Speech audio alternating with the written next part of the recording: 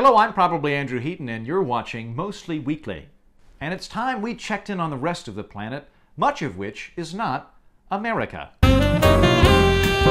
In Norway, a town elected heavy metal rocker Fenriz to the city council against his will. Norway's Liberal Party poached him so they'd at least have a guy to appear on the ballot, alongside many other parties, including the Socialist Party, the So-So Socialist Party, and the Free Market, just kidding, were even more Socialist Party.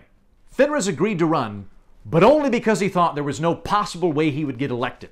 But then he picked up speed in the polls, forcing him to mount an even more desperate campaign against himself. For example, this is one of his political posters that reads, "Gylv Fenriz Nagel, please don't elect me." That's adorable. The founding father of Norwegian death metal owns a cat and says please, which means that in Norway, a badass is what I would normally consider a soccer mom from Akron, Ohio.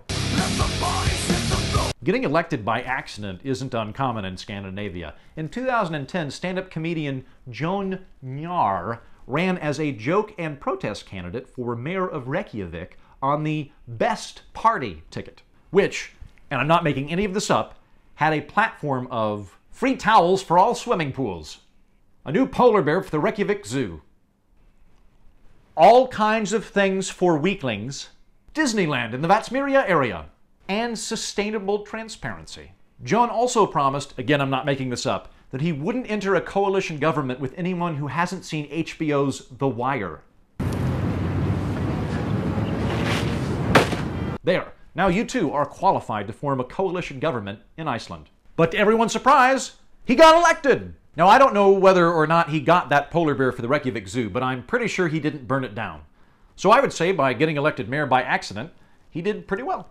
I like the idea of electing people who didn't want the job in the first place. Here in America, most of our congressmen are just attorneys who couldn't chase an ambulance fast enough. So I think we should take a page from our Scandinavian friends and just grab people at random.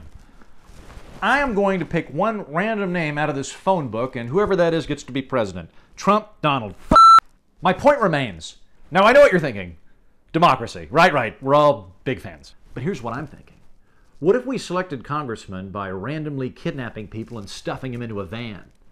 Then we probably wouldn't feel very comfortable giving lots of power to Washington because of all the random weirdos. And I'm fine with that. Good chat, guys.